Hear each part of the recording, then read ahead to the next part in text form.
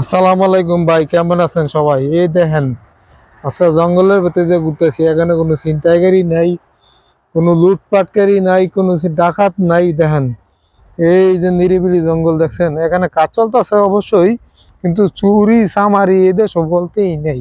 আলহামদুলিল্লাহ। এটা হচ্ছে কি আরব দেশ।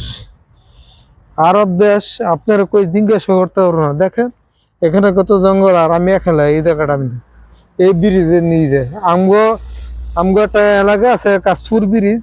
কাশপুর ব্রিজের নিচে গেলে ডাকাতের অভয়ারণ্য হয়, কিন্তু এই যে ব্রিজের নিচে বয়ে লিছি দেখছেন, খাড়াই লইছি।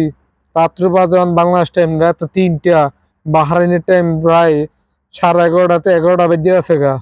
কিন্তু দেখেন কি নিরিবিলি জায়গা। ডাকাত তো দূরের কথা, ডাকাতের বাপও জিঙ্গাইতো না।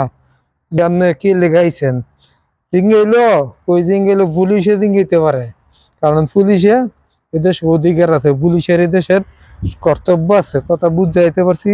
কিন্তু আমগো দেশ যদি ওই যে কি জানি কয়, আমাদের কাসুর ব্রিজের মধ্যে ডাকাইতের অভয়ারণ্য।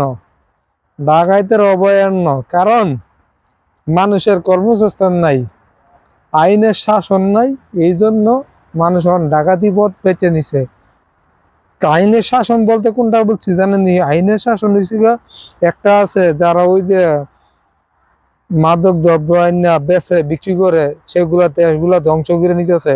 এগুলার কোনো কই কন্ট্রোল করতে পারতেছে না বর্তমানে। আর এই দেশে মাদক তো দূরের কথা, সিগারেটও যদি বাইরে খান, পুলিশে যদি দেখে আপনার আইনে জরিমানা আছে। ওকে বুঝাইতে পারছি। বাদ বাই এটা। তো সবাই ভালো থাকবেন,